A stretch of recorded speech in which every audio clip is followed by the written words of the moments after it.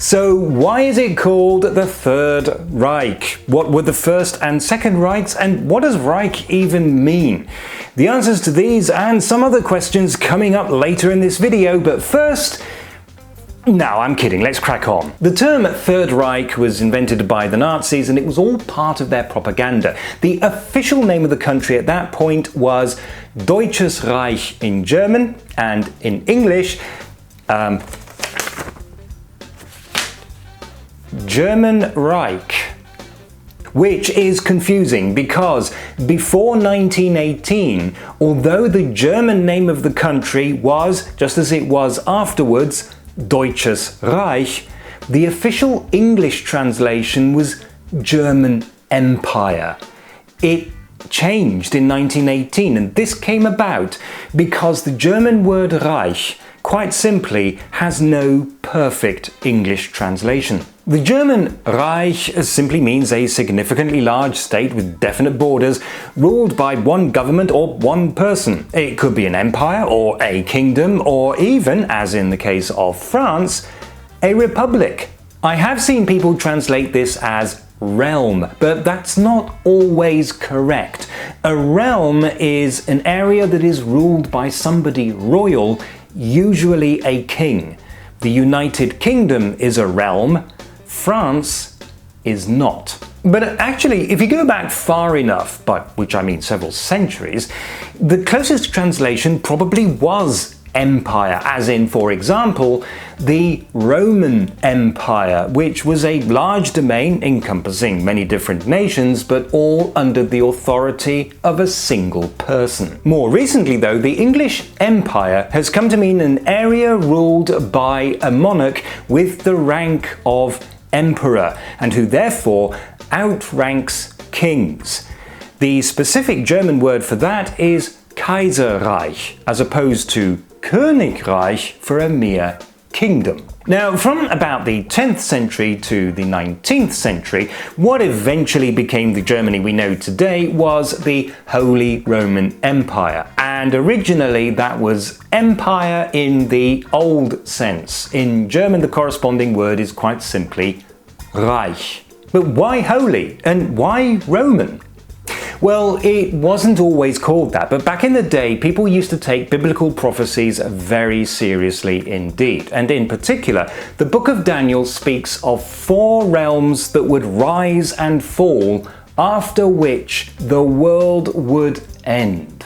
And when they looked in their history books, they concluded that it was the Roman Empire that was the 4th of these. And yet, as far as they could reasonably tell, the world hadn't ended, which meant that the Roman Empire must still be in existence. And more than that, it had to continue existing, because if it ever stopped existing, the world would end. And so it was decided that what the King of the Germans was actually ruling over was the Roman Empire. Now, this was disputed by the Byzantine Empire, which had very good reason to believe that it was the true successor to the Roman Empire, but regardless of that, the King of Germany took on the title of Kaiser, which is quite simply the Latin Caesar, but pronounced the German way. And later, Holy was added to the name of the empire because the Kaiser wanted to suggest that he was every bit as important as the Pope. And that's how we got the Holy Roman Empire. Over the centuries, the map of the empire changed considerably, and it soon became a confusing patchwork of small territories ruled by monarchs over which the Kaiser presided. And some of those territories were in fact kingdoms, which meant that the Kaiser was now an emperor in the more modern sense, a monarch who outranked kings. The Holy Roman Empire was dissolved in 1806, and after a couple of false starts was replaced in 1871 by a new empire. It was called in German Deutsches Reich and in English German Empire. And yes, the German emperor still outranked kings. 4 of the territories inside this new country were kingdoms: Prussia, Bavaria, Württemberg and Saxony. The King of Prussia was put in charge of everybody else and so gained the rank of emperor, which, come to think of it, means that technically he outranked himself, which sounds like a comedy sketch. This worked quite well until 1918, when the monarchy was abolished and Germany suddenly became a republic. As such, it was no longer ruled by an emperor, and that meant that while the German name Deutsches Reich was still accurate, the English translation German Empire wasn't. And the solution to that was to just give up and use the German word. And so from that point on, the English name of the country was German Reich. And that's basically how things stayed until 1943, when Hitler decided to rename the country Greater German Reich. But that still doesn't explain Third Reich. Well, as I said, that was Nazi propaganda. It was never the official name of the country, but it was very commonly used. As far as the Nazis were concerned, the First Reich was the Holy Roman Empire, the Second Reich was the German Empire before 1918, and what the Nazis had put in place, or so they claimed, was a Third Reich.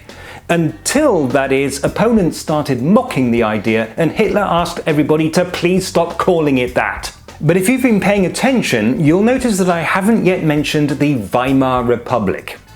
Well, that's because that was also never an official name. Between 1871 and 1945, Germany went through a couple of very profound changes. A revolution in 1918, the end of democracy itself in around 1933. Historians in particular find it very convenient to clearly distinguish between these very different periods. And so, unofficially, but usefully, we have the German Empire from 1871 until 1918, the Weimar Republic from 1918 until 1933, and Nazi Germany from 1933 until 1945. And that's it! Well done for making it to the end of this video, you deserve a prize. It's just a shame I don't have any to give you. Thank you for watching. If you're curious to know what Germans learn about the Third Reich in schools, try the video that I've linked to below.